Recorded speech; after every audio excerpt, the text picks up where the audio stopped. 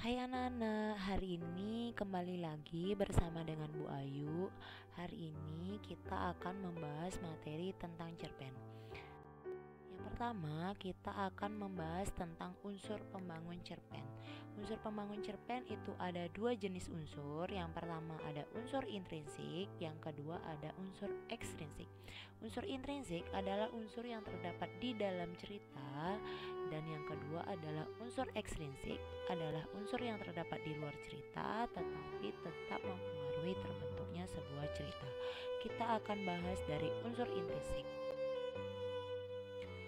Unsur intrinsik terdiri atas tema, tokoh, penokohan, alur, latar, sudut pandang, amanat, dan gaya bahasa. Yang pertama, ada tema. Tema adalah ide pokok dari sebuah cerita. Tema bisa tersurat ataupun tersirat. Tema tersurat artinya tema tersebut ditulis langsung di dalam sebuah cerita.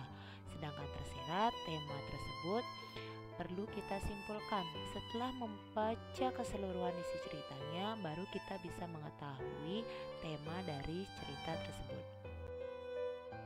Yang kedua, ada tokoh. Tokoh adalah pelaku di dalam sebuah cerita. Nah, tokoh di sini berdasarkan wataknya ada 3 jenis tokoh. Ada protagonis, antagonis, dan tritagonis. Tokoh protagonis adalah tokoh yang berwatak baik, sedangkan tokoh antagonis adalah tokoh yang berwatak jahat. Dan yang ketiga adalah tokoh tritagonis adalah tokoh yang bersifat bijaksana. Tokoh ini merupakan tokoh penengah antara tokoh protagonis dan antagonis. Kemudian kalau berdasarkan banyaknya dapat peran, tokoh dapat dibagi menjadi dua, ada tokoh utama dan tokoh figuran. Tokoh utama cirinya adalah banyak mendapatkan peran di dalam cerita, banyak mendapatkan dialog di dalam cerita, sering muncul di dalam cerita. Sedangkan tokoh figuran adalah tokoh yang sebagai pendamping saja, tokoh yang memberikan warna sebuah cerita. Tokoh ini hanya sebagai tokoh tambahan di dalam sebuah cerita. Kemudian yang ketiga adalah penokohan. Nah, kalau tokoh pelakunya, penokohan di sini adalah watak dari si tokoh. Watak, karakter, sifat itu masuk ke dalam penokohan. Ada 2 teknik penokohan, ada teknik analitik, yang kedua teknik dramatik. Tokoh analitik adalah tokoh yang penyampaian watak ceritanya itu disampaikan secara langsung. Watak dari tokohnya disampaikan secara langsung. Jadi kita sebagai pembaca langsung mengetahui watak tokoh cerita tersebut apa. Sedangkan teknik dramatik adalah teknik penokohan yang disampaikan secara tidak langsung. Jadi kita sebagai pembaca perlu menyimpulkan watak tokohnya ini apa. Kita bisa menyimpulkannya bisa melalui fisik tokoh. Dari fisik tokoh kita bisa simpulkan wataknya itu ini. Bisa juga dari dialog tokoh, bisa dari monolognya, bisa dari tingkah laku tokoh, bisa dari lingkungan tokoh, bisa dari perbandingan tokoh lain. Dan yang keempat adalah alur. Alur adalah jalan cerita atau rangkaian cerita berdasarkan hubungan sebab akibat. Di sini alur berdasarkan waktu terjadinya ada 3 jenis alur.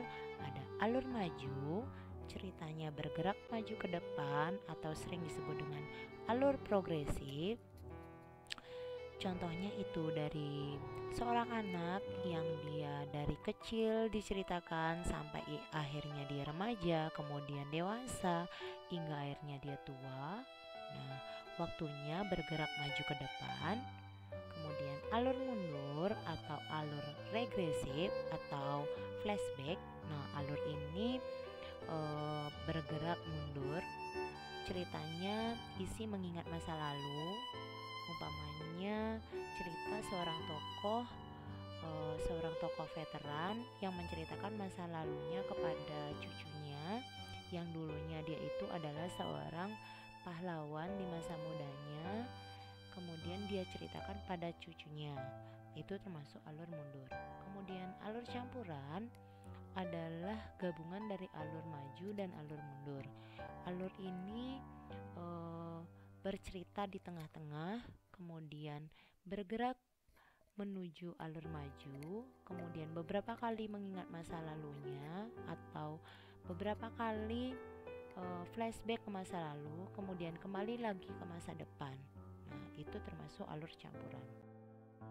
Kemudian kita masih membahas tentang alur. Di sini Ibu akan menjelaskan tentang tahap alur. Ada beberapa tahap alur. Yang pertama, tahap pengenalan.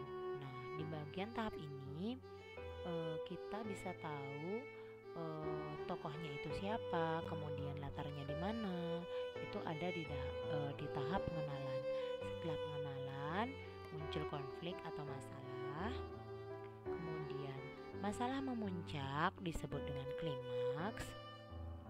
Masalah menurun anti klimaks. Nah, setelah masalah menurun, kita akan menemukan adanya penyelesaian. Nah, di bagian penyelesaian ini kita bisa tahu cerita itu berakhir bahagia atau berakhir sedih. Happy ending atau sad ending cerita itu bisa kita ketahui di bagian penyelesaian. Kemudian latar atau setting di sini dapat dibagi menjadi 3. Ada latar waktu, latar tempat, dan latar suasana. Berarti kalau latar waktu berarti waktu kejadian di dalam cerita tersebut. Latar tempat adalah di mana tokoh itu berada. Kemudian latar suasana, bagaimana suasana yang terjadi di dalam cerita. Nah, unsur intrinsik yang keenam ada sudut pandang. Di sini sudut pandang sering disebut dengan point of view. Sudut pandang adalah dari sudut mana penulis menempatkan dirinya di dalam cerita. Sudut pandang itu dapat dibagi menjadi 3. Yang pertama ada sudut pandang orang pertama atau disebut dengan sudut pandang akuan. Sudut pandang orang pertama menggunakan kata ganti orang pertama, baik itu tunggal ataupun jamak. Kemudian cirinya yang kedua, pengarangnya ada di dalam cerita. Kemudian sudut pandang orang kedua di sini menggunakan kata ganti orang kedua. Kata ganti yang digunakan adalah kata ganti orang kedua tunggal ataupun jamak. Kemudian ciri yang kedua, si pembacanya seolah-olah ikut ada di dalam cerita. Kemudian sudut pandang orang ketiga atau sudut pandang diaan, di sini cirinya menggunakan kata ganti orang ketiga, baik itu tunggal ataupun jamak. Nah, ciri yang kedua, si pengarang hanya sebagai dalang atau pencerita. Di sini pengarangnya tidak ada di dalam cerita. Pengarang hanya ada di luar cerita. Dia hanya sebagai pencerita. Nah, sifat si pengarang atau sifat si penulis di sini adalah serba tahu. Kemudian ciri selanjutnya menggunakan nama-nama tokoh. Selanjutnya kita akan membahas tentang amanat. Amanat adalah pesan moral atau pesan yang bisa kita dapatkan setelah membaca cerita. Nah, amanat ada yang tersurat dan ada yang tersirat. Amanat yang tersurat adalah amanat yang bisa kita temukan secara langsung di dalam cerita. Artinya kita sebagai pembaca tinggal mengutip amanat yang sudah tertulis di dalam cerita. Sedangkan amanat yang tersirat, kita sebagai pembaca perlu menyimpulkan amanat apa yang bisa kita dapatkan di dalam cerita. Selanjutnya kita akan membahas tentang majas atau gaya bahasa. Di dalam cerpen gaya bahasa atau majas itu bisa kita temukan tergantung dari cerita di dalam cerpennya tersebut. Nah, sebenarnya gaya bahasa atau majas itu banyak jenisnya, namun di sini Ibu akan membahas beberapa jenis majas.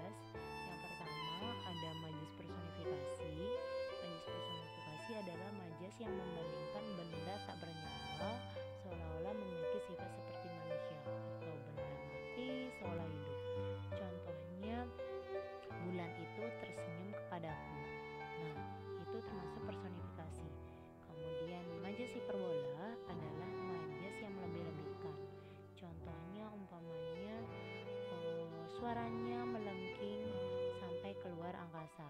Itu termasuk hiperbola. Kemudian majas litotes adalah majas yang merendahkan diri. Contohnya, singgahlah ke gubukku nanti sepulang sekolah. Nah, ke gubukku itu litotes. Kemudian ironi adalah majas yang menyindir secara halus. Contohnya, wah bagus benar tulisanmu sampai ibu tidak bisa membacanya. Nah, itu termasuk ironi. Kemudian sekarang kita akan membahas tentang unsur ekstrinsiknya. Unsur ekstrinsik adalah unsur yang terdapat di luar cerita tetapi tetap mempengaruhi terbentuknya sebuah cerita. Unsur ekstrinsik di sini ada 3. Yang pertama ada dari latar belakang masyarakat, yang kedua ada dari latar belakang penulis, yang ketiga ada dari nilai di dalam cerpennya. Yang pertama kita akan membahas tentang latar belakang masyarakatnya sendiri. Nah, ada 4 faktor yang mempengaruhi. Yang pertama ideologi sebuah negara, yang kedua kondisi politik, yang ketiga kondisi sosial masyarakat, dan yang keempat adalah kondisi ekonomi.